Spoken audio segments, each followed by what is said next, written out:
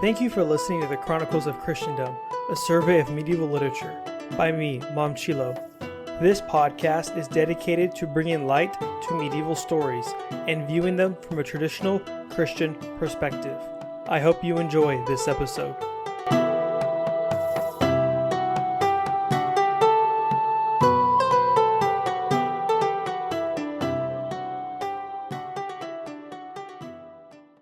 Hey everyone, welcome back. This is part 2 of our little series that we're doing on Lanzelet, the German version by Ulrich von Zatzikhoven. So if you haven't listened to the first one, go back and watch the previous episode because we're kind of starting right in the middle of this. And we're going to immediately jump back into where we ended off with Lanzelet completing the quest that was assigned to him by the fairy queen when he left in order to learn his name. So if you remember, he wanted to leave the island of the fairies where he grew up at, and then he was allowed to leave, but he still wasn't told his name. He was told by the fairy queen there that if he wants to learn his name, then he needs to kill Everett, who is one of the most strongest knights who exist, and then he will have avenged the fairy queen, avenged her shame, and then he will learn his name. So in our last episode, we talked about how he defeated Everett, and then he won his daughter, whose name was Iblis, who he marries. And then we see that there was one of the fairies from the island comes and visits him and tells him that his name is Lanzelet. And then she also tells him some details about like his mother and his father. But then, as a token, as a sort of gift for completing the quest, she gives him a precious pavilion, we're told. So this is where we ended up last, and I sort of teased last time about this pavilion, and I said that there's just a lot of stuff going on that I want to wait to the next episode before we get into it. So let's get into it. So once he gets the pavilion, he pitches the pavilion, and then we're told all sorts of detail about this pavilion. So the ceiling of it is this giant mirror, and on the center of the roof, there's an eagle, like on the roof outside of the pavilion. There's like this eagle perched on it with like the statue of an eagle perched on it with the golden ball. And it has these carbuncle eyes. So in the medieval mind, carbuncle, which is a sort of like precious gem, emits a light. And it also has, the eagle also has this like fiery tongue that once it is lit, it forever illuminates. So not only does it have the carbuncle eyes, but also has this fiery tongue. So the pavilion emits this light around it at all times. And then on one side of the pavilion, it is made of samite green with these scenes better than any brocade we're told. And it's probably, the suggestion seems to be that it's kind of embroidered. It's like the one side is embroidered with these scenes. And then on the second side, it's made of tribalt silk. And this side is brown, and it has these embroidered animal scenes on it. And then on the third side, it's made of red baracan. So baracan, traditionally, or like more specifically, it means something like camel, like woven camel hair. However, it also is like a general term for like some sort of like rich fabric. And then on the fourth side, it's made of white fish hair that we're told was woven by wild women. And there's not really much explanation we're given of what exactly that means. And then the door of the pavilion is a golden lattice with inscriptions. The 3 inscriptions here are all in Latin, but I'll read the translations. So one says, "What risk does love not dare to undertake?" And then the second says, "Love is an enduring madness." And then the last one says, "Love has driven out measure. They cannot exist together." And there's also a couple of magical properties about this pavilion. So one is that whoever enters the pavilion is guaranteed good health for the rest of his life.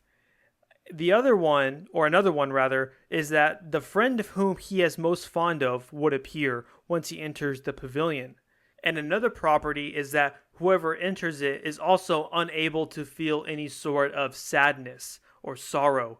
And this is also one of the magical properties that exists on the island of the water fairies where he grew up at. We were told towards the beginning of the story that anybody who spent time there was unable to feel sorrow. So there's a sort of connection between those two, and that makes sense, right? It's like a water fairy gives it to him as a gift for helping the water fairy queen, and then the gift has some of those magical properties, some of the same magical properties as well, as long as with some others.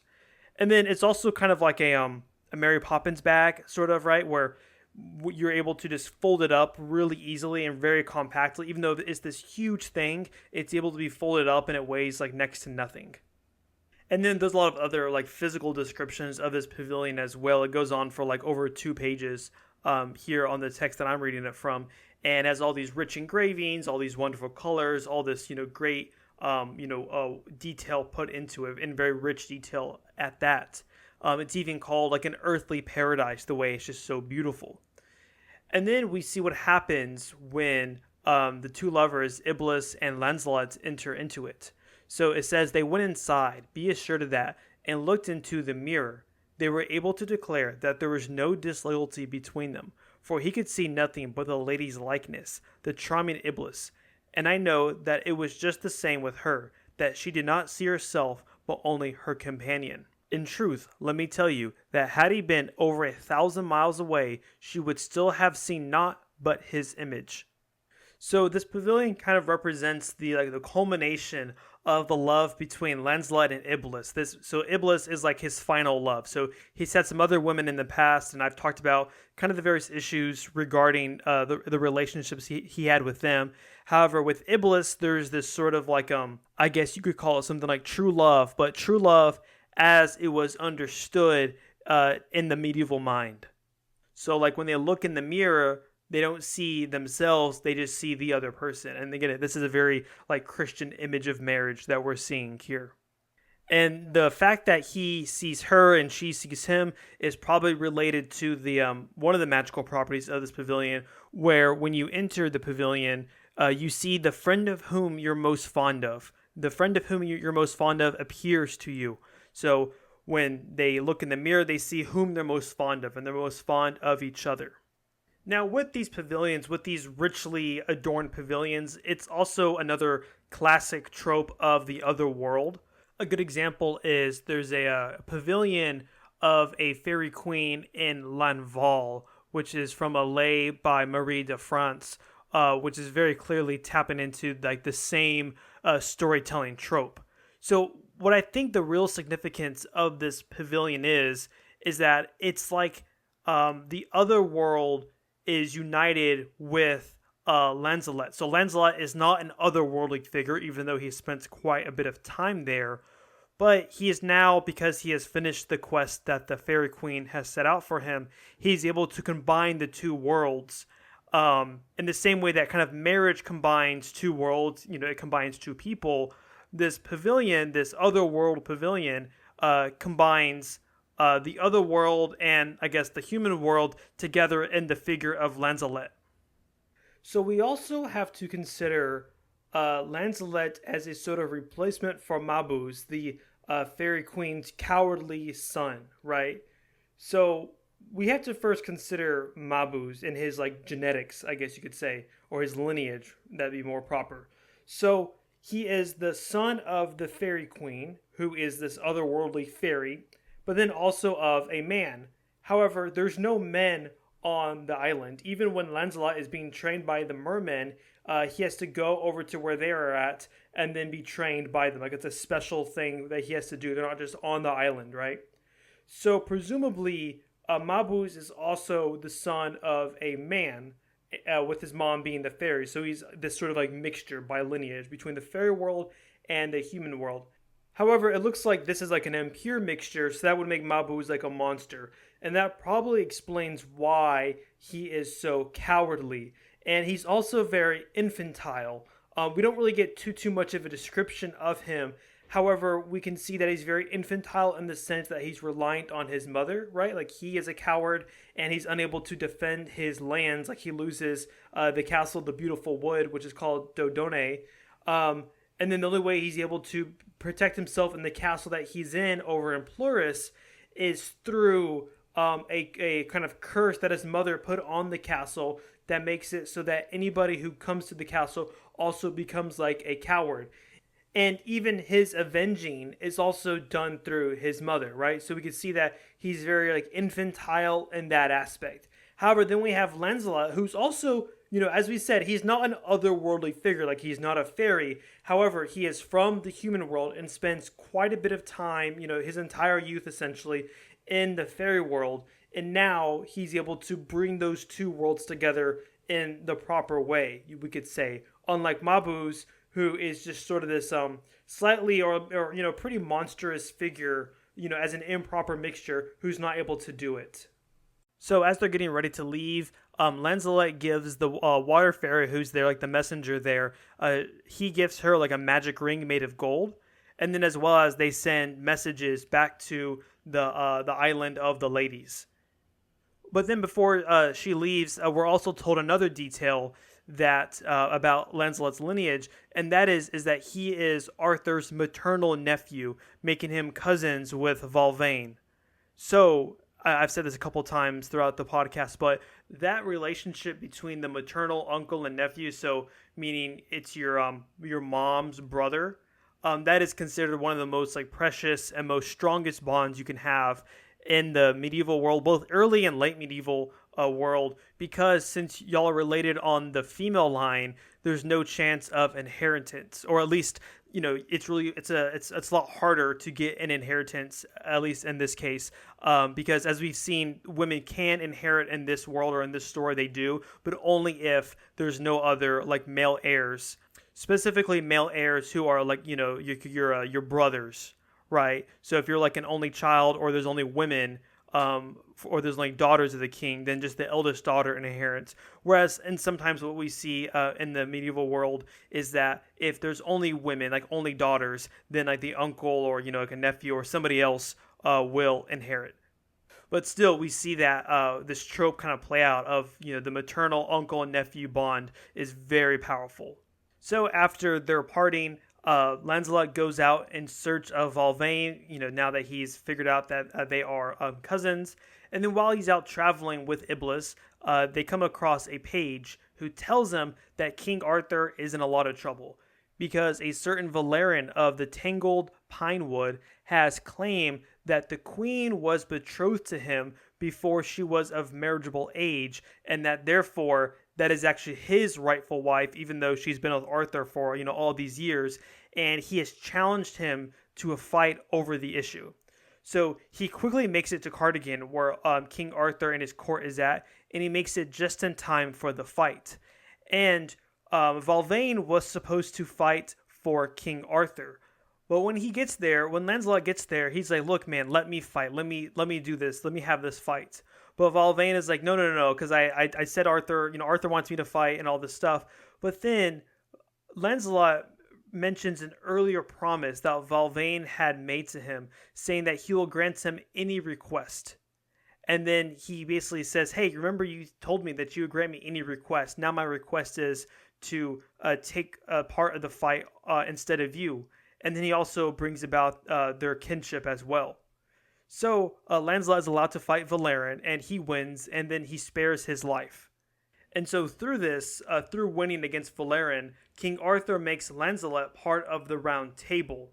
And this shows that now that Lancelot is fully within the Arthurian court, right? Not only is he related to Arthur and Valvain, but he's also part of the Round Table, and he's been kind of like officially initiated into like the inner circle, you could say. And this is quite a contrast from earlier when Arthur constantly wanted to find this knight and bring him and talk to him because he heard about the the valor and the how noble he was, and how Lancelot was always kind of like not necessarily refusing outright, but always kind of evading him, right? But now he's joined the court. And this is a common Arthurian theme that you see. Chrétien has this theme a lot, especially in Eric and Enid, as well as in Percival. There's this sort of a line of thought, or this trope where there's like this knight, and Arthur wants to have them in the court, but for various reasons they don't want to be part of the court, or they're too busy doing other things. But then eventually things get resolved, and they're able to join the court fully. But now that he's fully part of the court, he now wants to go and address the issue that happened in Plurus with the dwarf who whipped him and kind of, avenge his honor there. So we've seen several times already how he tries to go to Plurus, but then something happens and he gets caught up in another quest. But now, finally, he arrives at Plurus and he goes to the castle that's there and he learns of an adventure that the queen of that castle has. So I'll read it here. In the castle lived a queen who, with peculiar cunning, had instituted this custom to contribute to her amusement. It was called the Adventure of the Courteous Queen. It was her intention never to take a husband unless a man should appear who was so much braver than other men, who would win great renown at the expense of the 100 stout knights, of whose shields I have just spoken, by unhorsing them all in one day, and in this way break the adventure of Plurus. So this is a fairly typical adventure that we see, or sort of game that's instituted where you have to beat a bunch of knights or do some sort of act of bravery or strength in order to win. However, and now again reading, and to him on whom this glory fell from winning the adventure, the noble queen would entrust herself, her possessions, and her honor, and withhold nothing from him. And we learn that the dwarf who earlier whipped him back in the beginning of the story, he is the person who sees the adventure be initiated, because the way you start this adventure is that there's a bunch of shields that are laid out, and then you have to hit one of them, and then once you hit one of them, the dwarf then goes off and kind of initiates the adventure by telling the knight, whoever shield was first hit, that he's the first of the 100 who have to fight the challenger. And just to clear things up, because the story isn't too clear here, but it seems like the reason he takes this adventure is because, as I said earlier, with the adventure you gain all this honor and reputation, and he wants to avenge the dishonoring that happened with the dwarf. So Lancelot views this, taking this adventure, if he takes it and wins, he would be able to, avenge the dishonor he suffered with the dwarf. So Lancelot, he hits one of the shields, and then one of the dwarf goes off, and he tells the first knight of the 100 that he's up to fight against Lancelot. And then Lancelot being Lancelot, he's able to unhorse, and he beats all the 100 knights, and then he wins the adventure. But there's a bit of a problem with the reward. So although he wins the glory and the honor and, avenges himself from the dwarf, he also wins the queen as well. But this is a problem now because remember his relationship with Iblis, Iblis is the one, it's not just a fling, kind of like how the other relationships sort of were, but she is the one. She's the one that he's married, for real. So the story says, Lancelot, lucky with women, had to take another bride. I do not know if he did it unwillingly, for the queen was a lovely maiden. She would have aroused a man who was half dead. We are told that the celebration was joyous. Many a lady and bold warrior were there in countless numbers, and the delightful festivities lasted till the 20th day. The whip stroke that Lancelot had been dealt had led to this.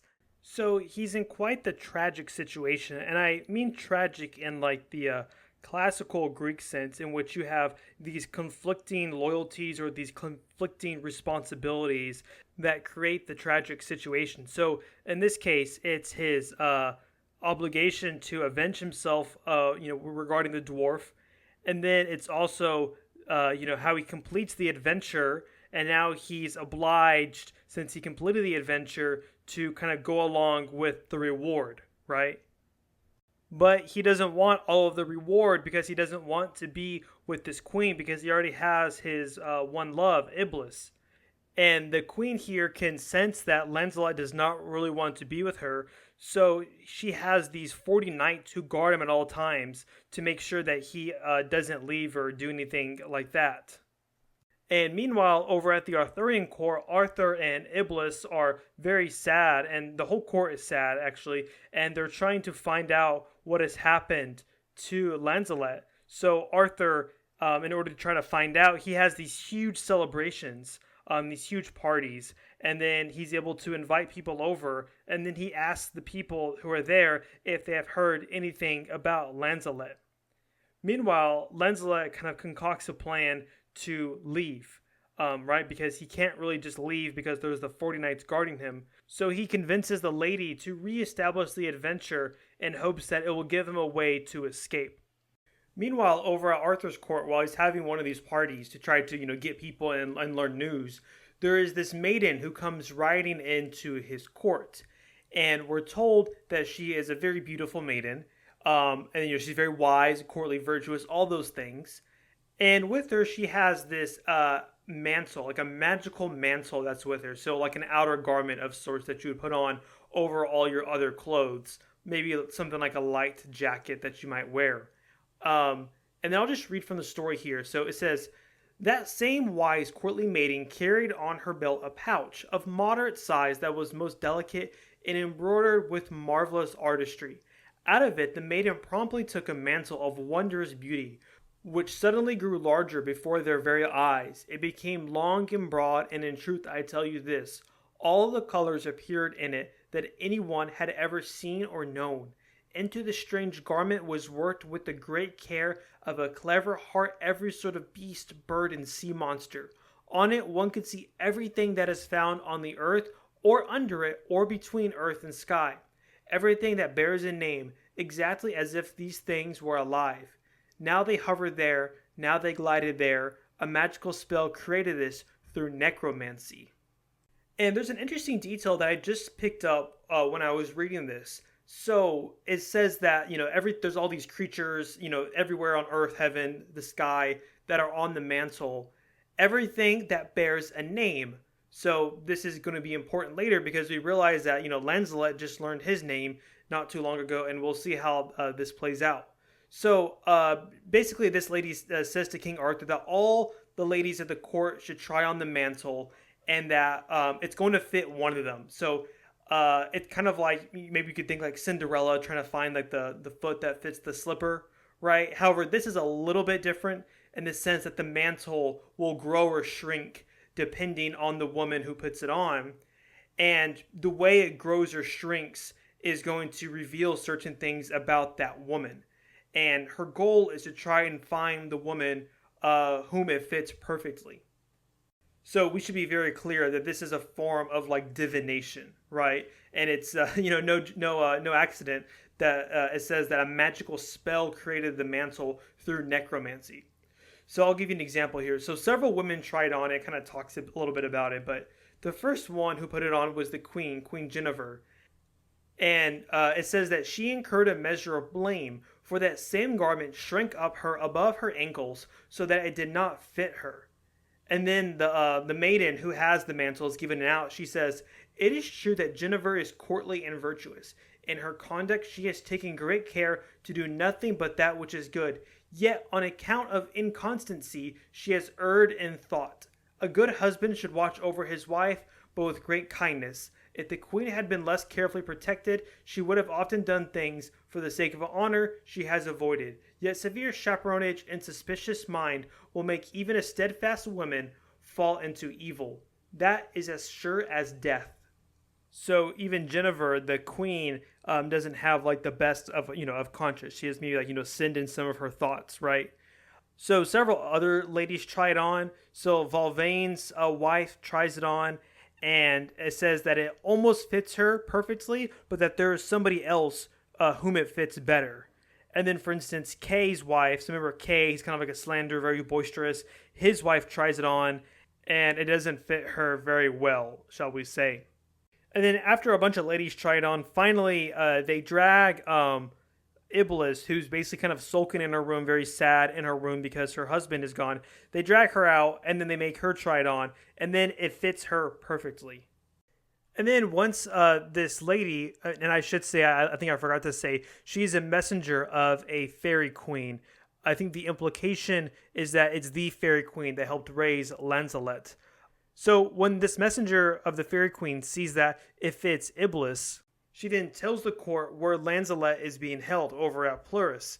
And it's unclear to me, at least, what exactly is going on here, right? So we have the messenger of the fairy queen. She basically shows up kind of out of nowhere and says, hey, ladies of the court, try on this mantle that's magic and will change depending on, how virtuous you are or how unvirtuous you are.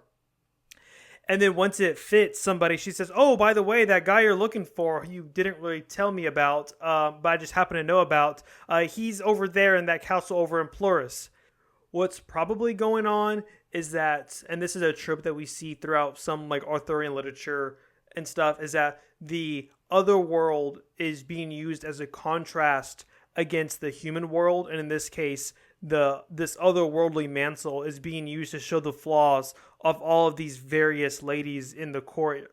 And then once it's on Iblis and it's shown that Lanzelet's wife is this pure and perfect lady, then then the fairy queen, the messenger of her, feels okay to tell them where Lanzelet is held at, as it is like proper for them to be together. That's kind of my take on it. I'm not too sure what's going on here. There's a lot of weird, like kind of like folklore also going on. But I should also mention as well another quality the mantle has that we're told a little bit later, and it's that whoever wore it was freed from misery and the heartache of love. So when Iblis puts on the mantle, all of her sorrow with regards to Lanzelet is kind of gone. It's not like that she doesn't care. It's just that like the emotional state of her being affected so much is gone. Once they hear about where Lanzelet is at, they go off to Pluris to go and undertake the challenge in order to try and save Lancelot. So they have to unhorse 100 knights, and they all fail. So all the knights who go fail.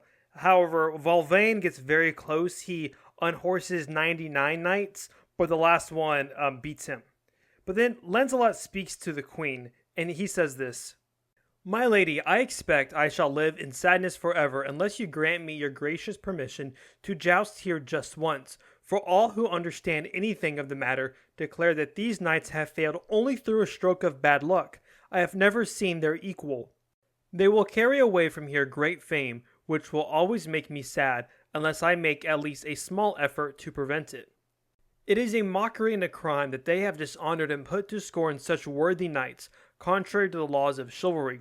If they depart thus, it will pain me deeply, and I would rather be buried alive than endure the disgrace of their taking my honor away with them." And the queen kind of agrees, and then she allows Lanzelet to go out and joust against them. But instead of jousting against them, they just book it. They just immediately, they don't even fight, they just head back to Arthur's court. And then as they're going back to the court, they meet a herald again. We've seen this several times where they, the heroes meet a herald. And this time the herald tells them that Valerian, again, so the same Valerian that Lancelot defeated earlier, has captured Queen Guinevere while the Arthurian court was out hunting for the white stag. The herald also tells them that Arthur was wounded in the process. It's not said directly in the text, but the implication here is that because Volvain, Tristan, and Eric went out and rescued Lancelot without telling anybody in secret, that if they were there, they could have prevented the raid, and they could have saved Guinevere along with King Arthur from being injured. So they kind of feel a little bit guilty about this. However, on the other hand, you kind of have to think also that they were doing the right thing and saving Lanzelet. So again, we kind of have another, it's not so acute here, but another sort of tragic situation. And the problem with taking the queen back is that Valerian's castle is heavily defended.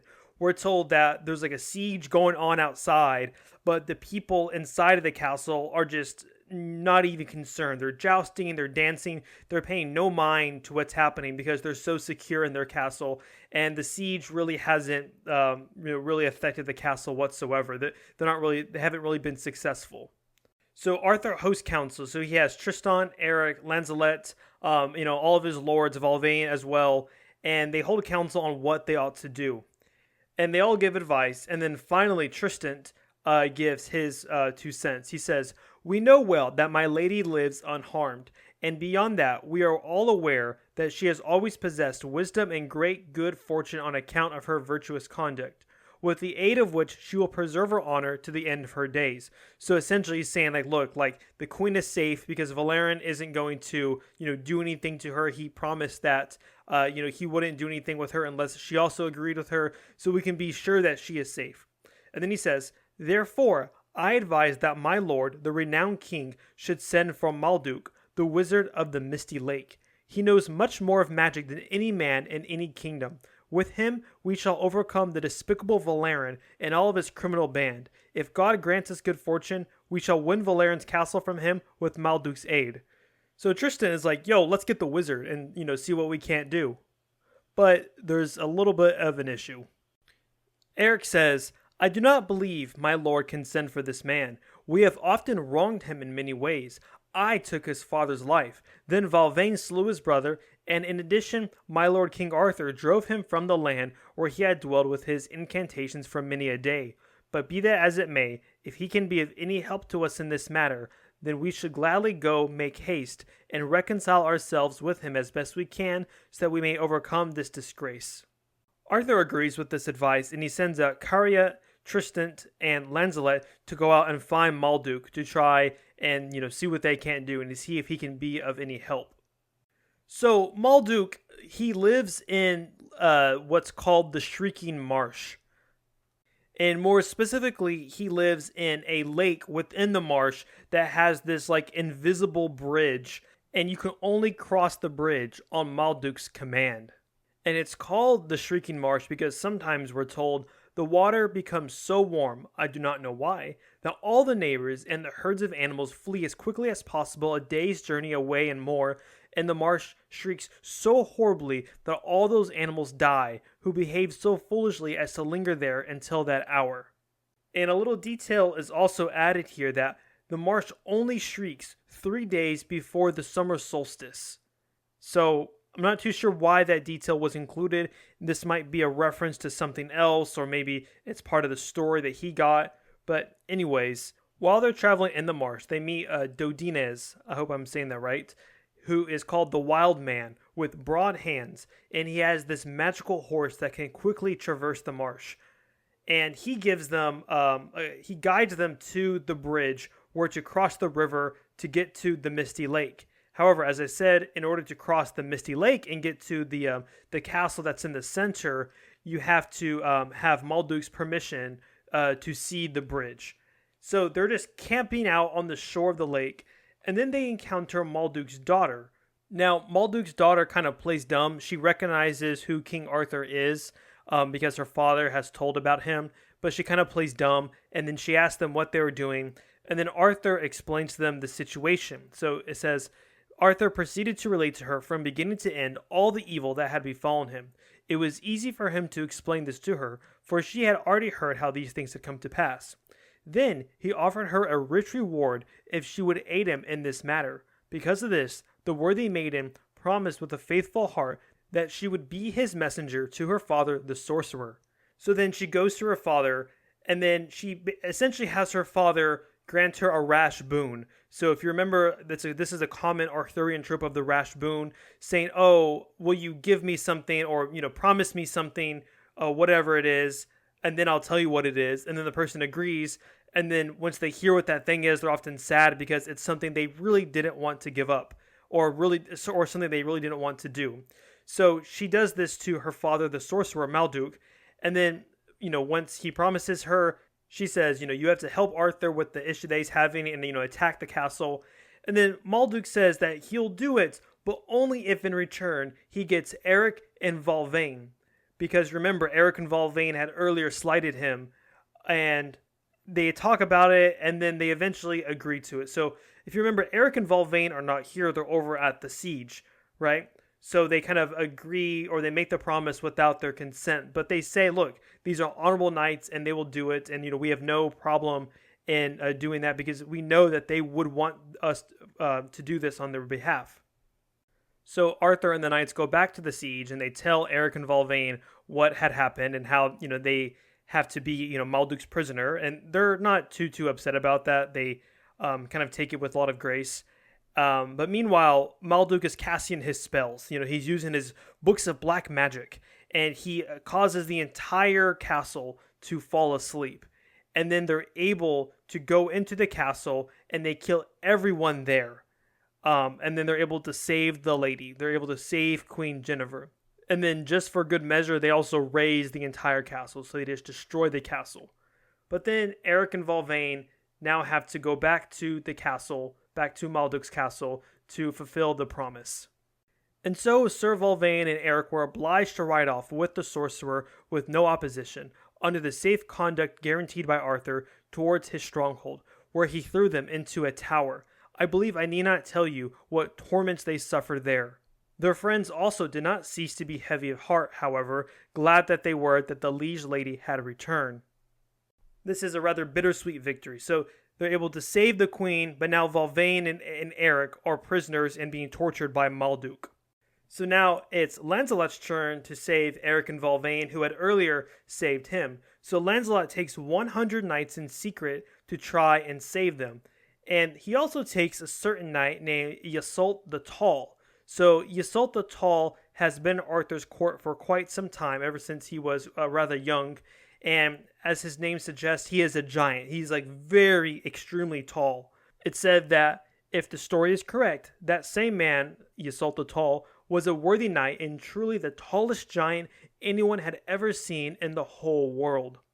He's so tall that he doesn't even use a horse. He just walks and is able to keep pace with everybody. So they get to the lake, and then, there's kind of a problem now, right? Because they can't cross the bridge.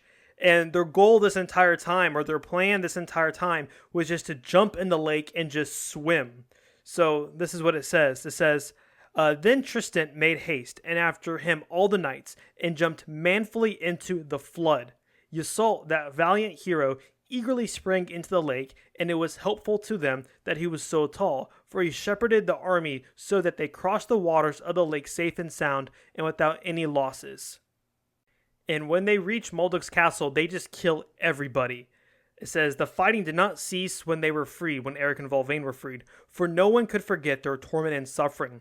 They slew them all, the lord and his household, except for the maiden, his child, whom they did not harm, for she, in her kindness, had aided the heroes. And I think it's pretty clear here that the daughter of Malduk is sort of like a Rahab figure, like from the book of Joshua, who lives within one of the cities that they're trying to conquer and helps the spies there, right? And then she goes back with them to King Arthur's court, and it's told that she was able to join the court, and there was no problem with her in the court. In fact, people learned that she was actually quite wise and learned. So now the queen is saved, Eric and Valvain are saved, and Lancelot is with his wife, and all seems to be happy. And things pretty much are happy from now on. Lancelot goes on a little bit of a side quest with some knights, because they learn about a dragon who had a human voice and was asking one of the knights to kiss her. So Lancelot goes to this dragon and he tells her, he says, now tell me, whence came your human voice? Never in all my travels on water or on land have I encountered a creature so fierce or so terrifying. If I should not incur everlasting shame by doing so, I shall be glad to keep far away from you. And then the dragon says, no, hero, do not do that. God has created people and lands through many a miracle, conceived of them with his mysterious power. I am one of those things. If only there now lived a knight who would kiss me on the mouth, then I should be beautiful and instantly made whole again. But up till now, I have never been able to persuade anyone. All who have ever seen me have fled most discourteously. Yet if a knight were willing to make haste and kiss me, he would better himself by it. For he who is destined for this deed is, without any perfidious deceit, the best knight now alive. So Lancelot kisses the dragon, and the dragon turns into a beautiful woman who's called Clidra the Fair. And we learn that she's the daughter of the king of Thyle. And this is like a magical island that's like very north, or at least it's implied that's very north, because we're told that during the winter, the nights are very, very short, but during the summer, the days are very, very long. And that there's this spell around the island, or a sort of like property of the island, that whenever someone does something uncourtly, they are to be cursed. So it's kind of implied that this lady did something uncourtly, and that's why she's made into a dragon. But it seems like being a dragon kind of fixes her, and when she's turned into a human, she's able to rejoin the human society, and she joins Arthur's court, much like the daughter of Malduk did. So now that the story's coming to a close, all the sort of loose ends are tied up. There's still, I guess you could say, a couple of loose ends still left, right? So one is that Lancelot is the son of King Pont of Genovese. And Genovese, I'm not too sure to pronounce it, is still not ruled by him, right? So he says, okay, I need to go take back my land now that I've become a knight. I've done all these adventures. It's not my time to become a king. So he amasses an army and he goes with some of the Arthurian knights to take back Genoese. But before he attacks it, he sends out spies to see what the people think of him. So one of the spies asks his Lancelot's uncle what he thinks of Lancelot, and he says, there is no king here except insofar as I am recognized as such to rule this land, but then only at the behest of the princes. His name is Lancelot, who should be our king. We do not know him well, but we have heard that he is a paragon of virtue and so confirmed in prowess that no better knight has been born in our time. We will gladly wait for him as long as he deems fit. If he will treat us better than did his father, King Pont, then he can govern the people and the land according to his will. So Lancelot does not need to attack. He just kind of walks in, and people are very happy. There's kind of like a party that goes on, and they're able to receive their king back, and all the people who have been temporary ruling, he's able to kind of make amends with everybody and say, okay, like this is how things are going to be done now, and everybody is happy about the situation. All the nobles are happy. All the people are happy as well. And he also reunites, since he was a baby, with his mother Clarine, who his uncle had watched. So, his uncle was being the caretaker for Lancelot's mother. So now that Lancelot has taken back his patrimony, it's now time for his wife Iblis to take back hers. So earlier we learned about Iveret, who was the lord of the beautiful forest, right? But he also, we were told earlier, I don't think I mentioned it, but he had 3 other fine kingdoms that he has inherited and others that he has taken. So these messengers come from the beautiful forest and they say that they want to have Lancelot and Iblis as their king and queen. And as a gift, they present Lancelot with Iveret's sword. So Arthur's court, along with Lancelot's court, they ride off to the beautiful wood or the beautiful forest with a very large company. They easily rode into the beautiful land, which Iblis intended to claim as her inheritance. Now, her wealth became quite apparent, and her good fortune was revealed as well. She was approached by her father's vassals, 2,000 shield strong, all mounted on prancing steeds with magnificent silken caparisons. So everyone there is very happy to now have the king and queen that they've been looking for, and there's a joyous reception for them when they arrive. Then at Dodon, which is the name of the castle in the beautiful forest, Lancelot received the crown according to royal tradition, and I'm sure that Iblis also did not fail to be crowned with her husband. She wore her wondrous mantle at the table and also during the entertainments. It attracted great attention because its woven figures seemed to be alive. So remember the mantle that all the ladies tried on and it didn't fit them, but that fit Iblis. She wears that mantle at her coronation, and the figures seem to be like alive and moving. And that was also a little detail that was given in the pavilion as well. I'm not too sure if I mentioned it earlier, but one of the details was that when the wind blows, the figures on the pavilion were moving as well. Not just moving with the cloth, but they seemed to be like moving independently of the cloth. So that's the end of the story, and then we come to the epilogue, which I'll read a little bit at length here. So it says, "Now fortune and their prayers favored them, so that Iblis and Lanzelet were blessed with lovely children, such as people always wish for, who possess the means to gratify all their desires. Mark how the story goes. A daughter and 3 sons. In truth, these 4 children, so we are told, inherited from their lands and their possessions their virtues and their noble spirits. That was fortuitous. Since Lancelot du Lac, so Lancelot of the Lake, held 4 kingdoms, 3 that Iveret had ruled, and the 4th, Genoese, his own land, which King Pont, his lord, and also his father, had left to him. Iblis the queen, she gave him counsel that only increased his honor. Never again, in all the world, will 2 lovers be joined together who rival each other in virtue more than did Iblis and Lanzelet. I must tell you that neither would permit the other to overtake him even by a foot on the path of honor. Their generosity was so great that they refused nothing to anyone. For this reason, their fame will endure as long as the world exists. Whenever a lord succeeds in acquiring fame through his good deeds and not through wickedness, that is a good thing. The fame that one gains from evil deeds is not seemly, for it displeases the virtuous. Therefore, let me tell you that Sir Lancelot always did everything for the best. In his own castle, he was a good lord, as King Arthur in his great loyalty had advised him, and he did not waste his time lying about, when there were any chivalrous deeds he could perform. This lasted so long as his bodily strength and his youth served him. He continued to live with such complete virtue that he had the happy experience of beholding his children's children increasing in worthiness.